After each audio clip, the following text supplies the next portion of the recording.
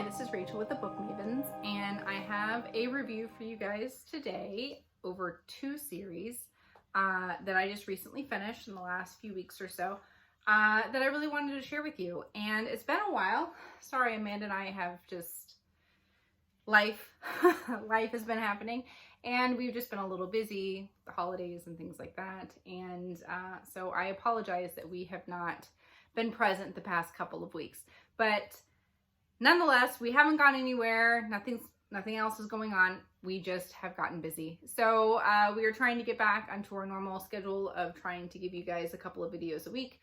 So with that being said, the first series of books that I wanted to talk to you guys about is an indie published author, although I do believe that she just recently signed a book deal. And the book series is The Drowned Empire, or A Drowned Empire. And this is the first book, Daughter of the Drowned Empire. And so this is the first one. And then we've got, I feel like, look through my stack, Guardian of the Drowned Empire. So it's books 1 and 2. And then there's a novella that you read after this one, Solstice of the Drowned Empire. So here we go. And then the last one that has been released is Lady of the Drowned Empire. Now there is another novella that is coming out, I think relatively soon. There was a cover release for it. It's pretty cool. It's got a cool like Firebird looking thing on the cover. And it's called Son of the Drowned Empire. And I believe it's going to be the perspective of our male lead character. As another novella, because this one is told through his perspective. So I think it's just another one giving kind of his background regarding his personal trauma. And I'll tell you more about the books in just a second. But I just wanted to share these with you because I enjoyed these overall. I wasn't sure if I was going to when I was reading Daughter of the Drowned Empire. I thought it started a little rough overall. Kind of sharing overall impressions with it, and so I wasn't quite sure. The author overuses the term gleeful in the first book. The rest of the books, I haven't seen it. I don't know if somebody said, hey, maybe we should try, some other words for being happy while torturing people. I don't know, but it was not as present compared to what you see in the first book. So that was my big issue. It was just that one word. It was just an overuse of the term, and it just drove me insane. So I was like, we need an editor, stat. But anyway, let me tell you what the premise of this book is. So it's the remnants of the drowned empire. This is when gods had kind of walked among people, and and then they leave. There's all of this turmoil. There's this great kind of backstory about these gods and what happened, and one coming to Earth while this other kind of in this tragic romantic story follows her. Meanwhile, these powers have been split, all kinds of stuff. So anyway, we've got this kingdom that's really, they work kind of like city-states. So we see a lot of influence from like Greek and Roman and Egyptian, kind of like history kind of settings. The climate's very Mediterranean. They're on the water. Everything that's described is very Mediterranean with some Egyptian elements. But you also have a military presence, and that's where I feel like the Roman aspect, there's like an arena situation, and it feels very gladiatorial. Is that a word? Gladiatorial. And for half the society. And so that was really cool. I'll talk more about that in a minute. But and then you also have like, you have the military section, and then you have like the mages who do like magic, more like traditional magic system. And then you have the Soltorians. Those are our warriors. It's where we spend the majority of the story, is around that kind of culture.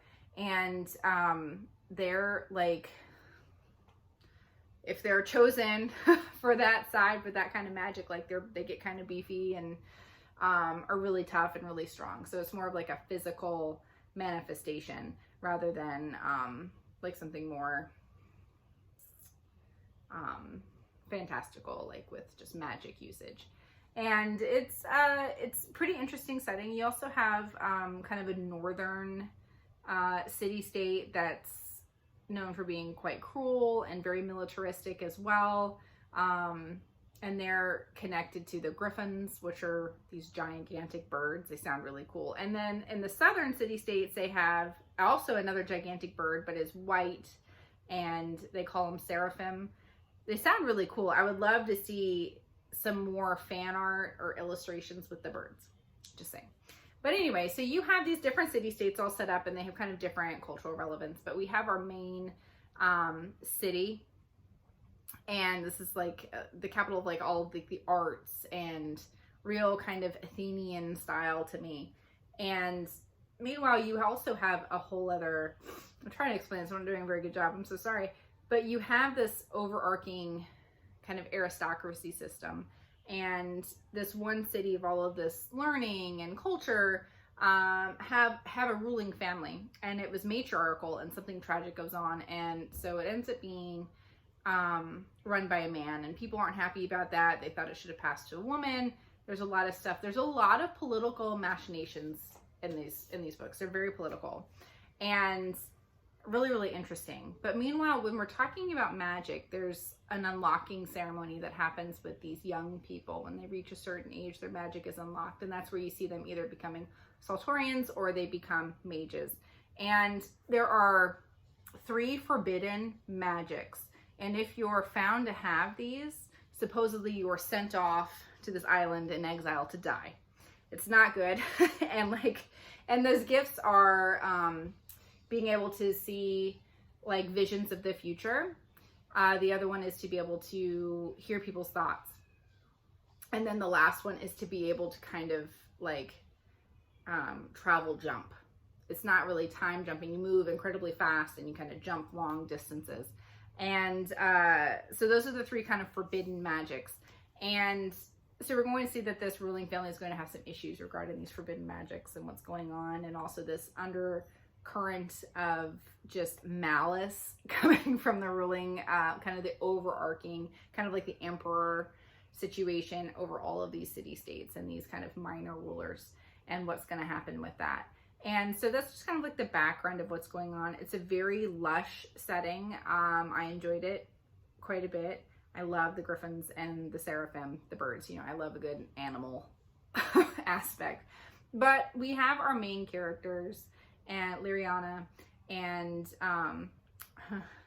Ryan, and they had met when they were small children. They're daughters of, 2 powerful leaders.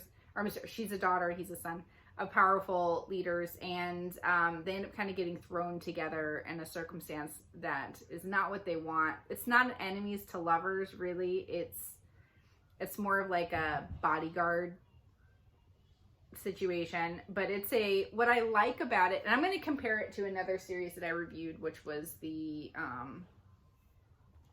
Kingdom of Lost Hearts, the Daughter of No Worlds books.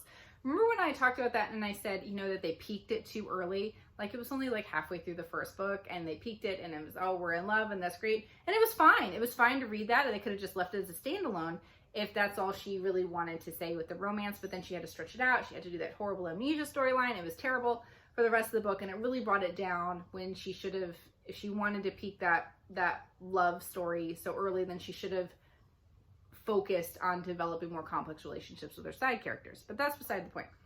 But in this is a good slow burn. We know they're attracted, and it's not like, and I'll explain it with the other trilogy that I'm going to talk about, it's not like stretching it out to where you don't get any kind of satisfaction. There's spicy scenes. They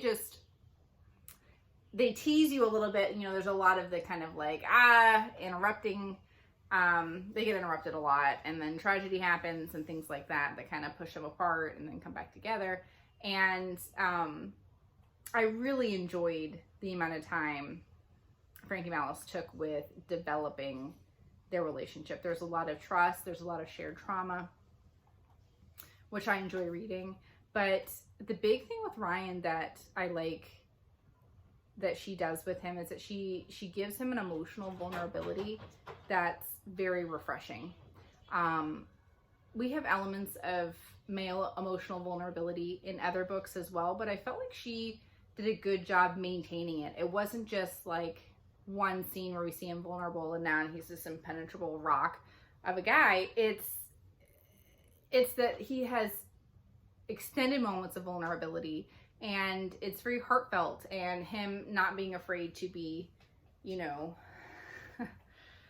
emotionally vulnerable, but also just the fact that, you know, that he can't be a rock all of the time. And it forces our female character to really have to toughen up, that it ends up being more of a true partnership, which I always appreciate.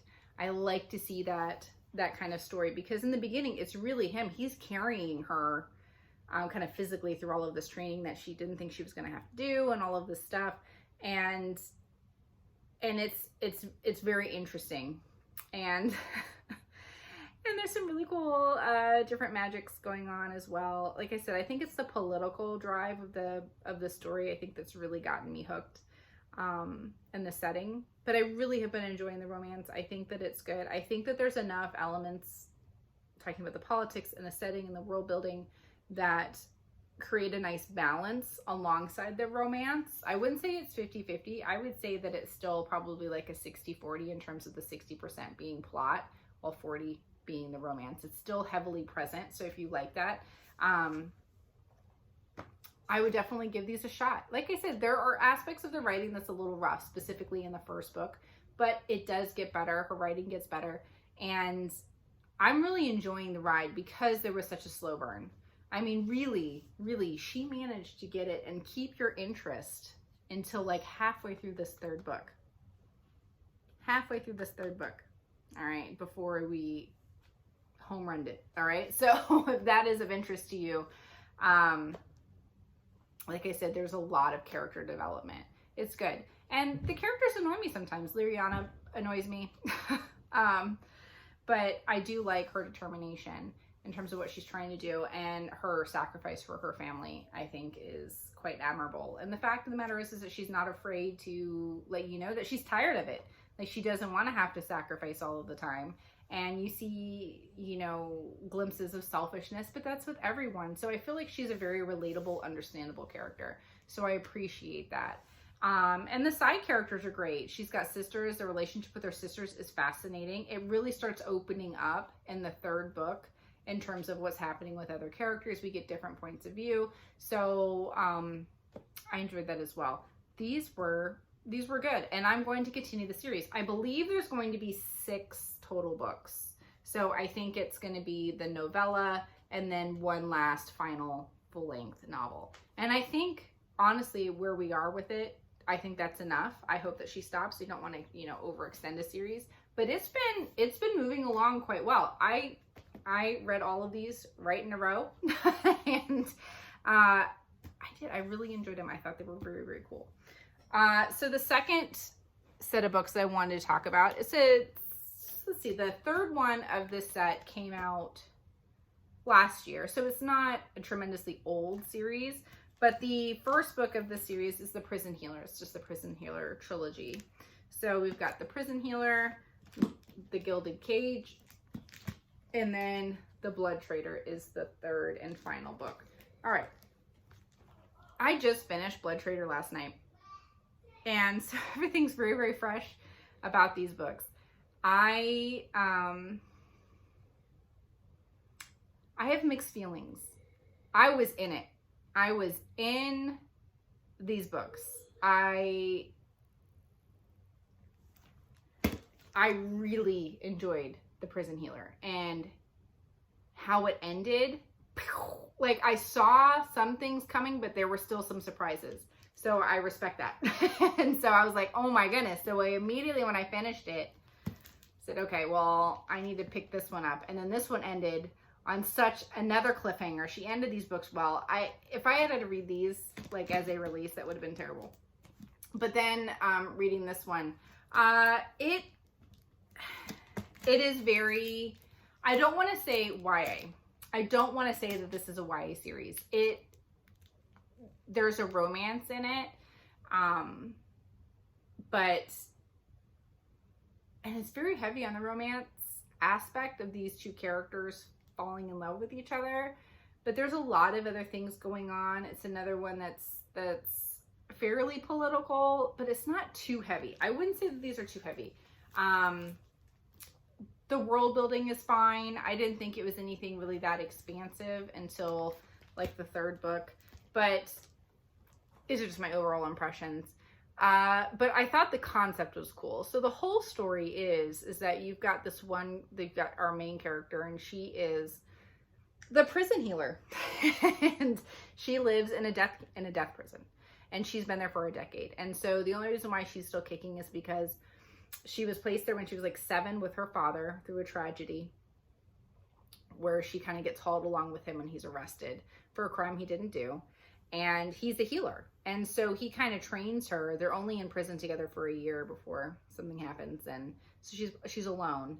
And she just kind of exists this way. And she's hoping that her family will one day be able to get her out. Her remaining family. Meanwhile, somebody else ends up coming into the prison, and it's her job to kind of take in new prisoners. They have to be branded with the Z for the prison. And so she kind of strikes up this very unlikely friendship with Jaren, is his name. Her name is Kiva. I like her name, Kiva. It's a cool name. And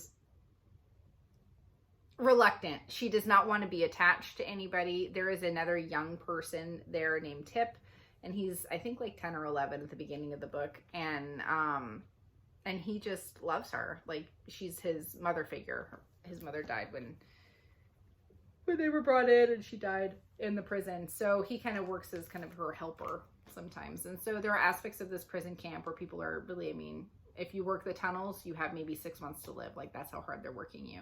And then there's the quarry and all this stuff. And meanwhile, she's trying to solve a mystery in terms of people dying.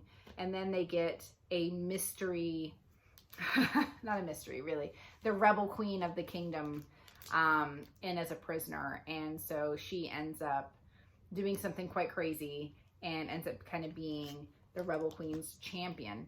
And the reward for doing so is to be able to leave the prison. So she's highly motivated to do this, and she has to face 4 elemental tasks.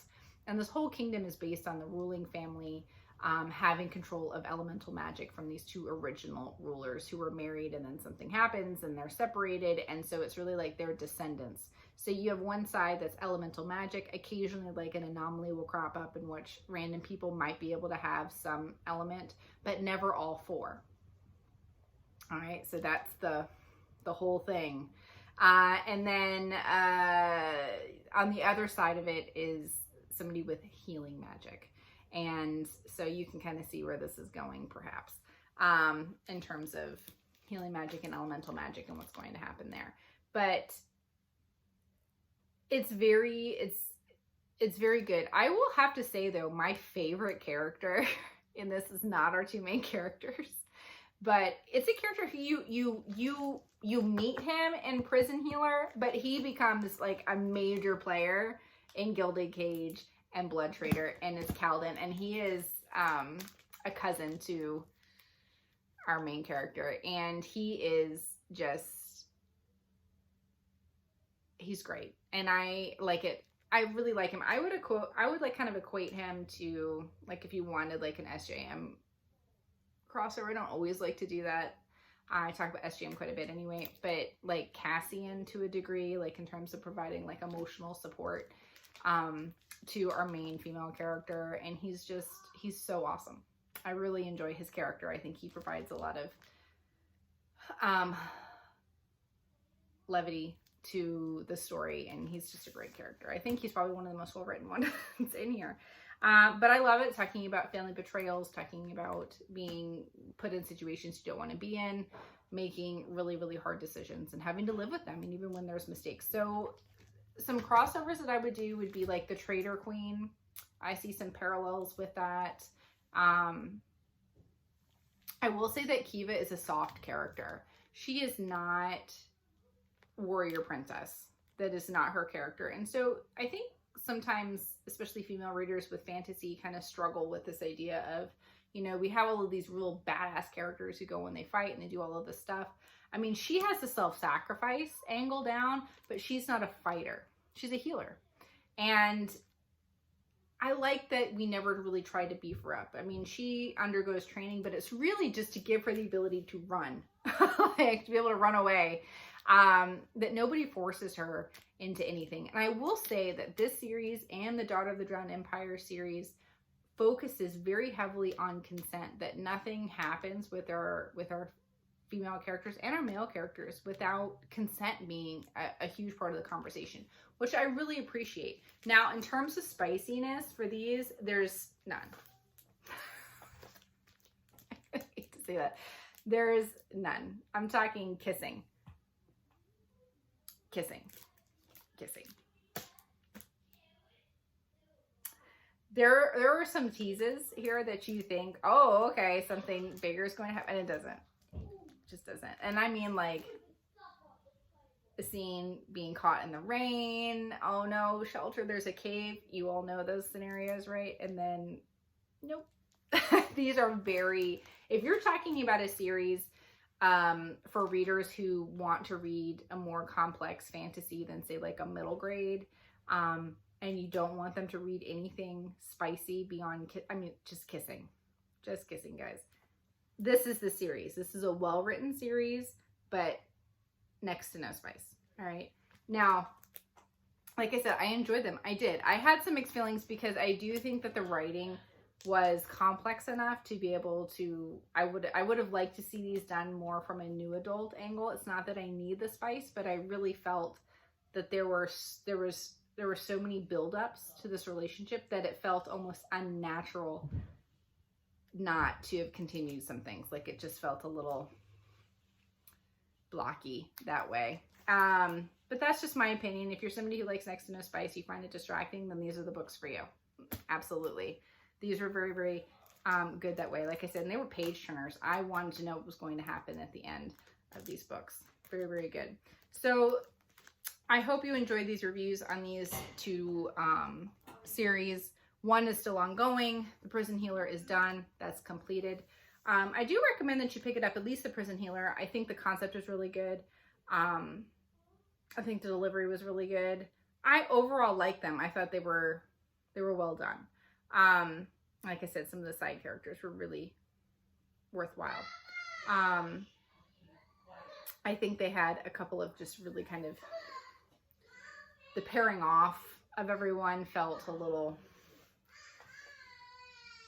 I don't want to say forced, but not necessary, but that's okay.